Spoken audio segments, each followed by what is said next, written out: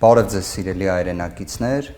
3 գործընկերներիս հետ միասին մասնակցում էինք կալանքը որպես խափանման միջոց ընտրելու միջնորդության քննությանը դատավոր Մնացական Մարտիրոսյանի նախագահությամբ, որը վերաբերում էր 18 տարեկան Դավիթ Մինասյանի հենց կալանավորելու հարցին։ Մի քանի օր առաջ բոլորս տեսել էինք այն միջադեպը, որը տեղի էր ունեցել Սուրբ Աննա եկեղեցում։ Ուզում եմ ուղիղ ասել, որ որևէ մեկը չի արդարացնում բռնությունը, որևէ մեկը չի արդարացնում ֆիզիկական ներգործությունը, բայց խնդրում եմ, եկեք միասին ավելի հստակ նայենք տեսանյութը և նկատենք, ինչ է տեղի ունենում նախքան այդ քաոտիկ, կուզեք կրկին նշեմ, դատապարտելի իրավիճակը։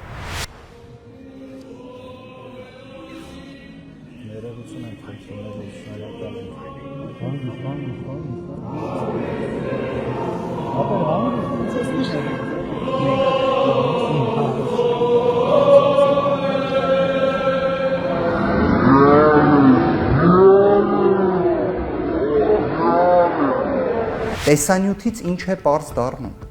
որ ֆիզիկական ներգործության վիճակը մեկնարկել է ՊՊՑ ծառայողի նախաձեռնությամբ։ Այսինքն Դավիթ Մինասյանի կողմից 18 տարեկան առողջական խնդիրներ ունեցող, որի մասին նույնիսկ մայրը այսօր բարձրաձայնեց, որևէ մի գործողություն հենց Դավիթի կողմից չի իրականացվում։ Սկզբից հենց իր նկատմամբ է իրականացվում։ Այս հանգամանքները դատական նիստի ընթացքում մանրամասն ներկայացվեցին, զննվեցին, քննարկվեցին, բայց ոչ մի իրավական արդյունք չտվեցին։ Ինչպես է այդպես լինում։ Սա իրավական ժխտողականության ճանապարհն է։ Այսինքն մենք հասնում ենք մի իրավիճակի, որ պետք է խոսենք 18 տարեկան ապօրինի կալանավորվածի մասին, որի առողջական խնդիրները, ուզում եմ հստակ ասել, անվիճելի են, այսինքն վեճ չկա, որ առողջական խնդիրները կան, բայց միևնույն է կալանք է ընտրվում։ Դատավոր Մարտիրոսյանը գտել է, որ առկա է միայն խոչընդոտելու ռիսկը այն պարագայում, որ հիմնական ապացույցը ըստ քննչականի հանդիսանում է տեսանյութը։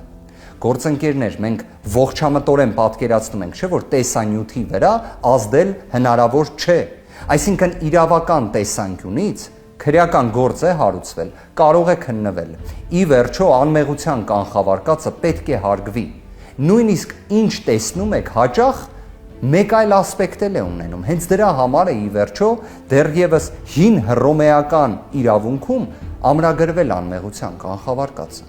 Եկեք հարգենք այն, բայց հարգելով անմեղության կանխավարկածը ավելի մեծ արժեք կարևորենք։ Դա մարդասիրության սկզբունքն է։ Սահմանադրական դատարանը հենց վերջերս, երբ ընդգծել էր, որ տնային կալանք պետք է ավելի հաճախ կիրառվի, որ տնային կալանքը եւ կալանքը համարժեք խափանման միջոցներ են, ընդգծել էր մարդասիրության կարևորությունը։ Դատավոր Մարտիրոսյանը ուղղակի անտեսել է մարդասիրության սկզբունքը։ Քննիչները եւ դատախազները պարտավոր լինելով հարգել այդ սկզբունքը, անտեսել են այն։ Եվ այսօր 18 տարեկան առողջական լուրջ խնդիրներ ունեցող Դավիթ Մինասյանը կալանավորվել է։ Եվ եթե հարցնեք լավ որն է պատճառաբանումը, ինչի համար հենց կալանքն է ընտրվել, ստացել ենք դատական ակտը այսօր։ Այնտեղ մեկ նախադասություն է գրված, որ այլ խափանման միջոցներ իզորու չեն ապահովելու պատշաճ վարքագիծ։ Լավ, արդյոք այս ամենը կարող է կոչվել իրավաբանություն։ Արդյոք այս ամենը կարող է կոչվել իրավունքի գերակայության սկզբունքով կաշկանդված լինելու, հարգելու պարտականություն ունեցող պաշտոնյաների վարքագիծ։ Չի կարող։ Անընդունելի է այս ամենը։ Եվ իսկապես առիթը օգտագործելով հորդորում եմ, խնդրում եմ, դատական նիստի ընթացքում էլ որպես խնդրանք էինք ներկայացնում, որ 18 տարեկան երեխա լինելու հանգամանքը հաշվի առնվի։ Իդեպ սա իրավական կատեգորիա է, մինչև 21 տարեկան անձը արդեն հատուկ կարգավիճակ ունի։ Դպրոցում գերազանցությամբ սովորող անձը, ով այդ փաստը կա, նախկինում երբևէ արատավորված չլինելու փաստը կա, պետք է հաշվի առնվի։ Բայց դատավոր Մարտիրոսյանի նախագահությամբ հաշվի չի առնվում։ Իդեպ դատավոր Մարտիրոսյանի վերաբերյալ մի կարճ տեսանյութ խնդրում եմ դիտենք միասին։ Նա ընդհանրապես Հայաստանի ամենատխրահարճակ դատավորներից մեկն է, բայց ես չեմ կարծում, թե անձնական խնդիր է, համակարգի խնդիր է։ Սիրելի հայրենակիցներ, տեղեկացնում եմ, որ հենց այսօր գործընկերների հետ միասին մենք վերաքննիչ բողոքը մուտք ենք անելու։ Մենք նաև այսօր հրատապ դիմում ենք ներկայացնելու գլխավոր դատախազին, քանի որ Դավիթի առողջական խնդիրները ակնհայտ են։ Այսքանով ավարտելով խոսքս, ուզում եմ ասել ազատություն բոլոր ապօրինի կալանավորվածներին։ Աստված բոլորին պահապան։ Շնորհակալ եմ։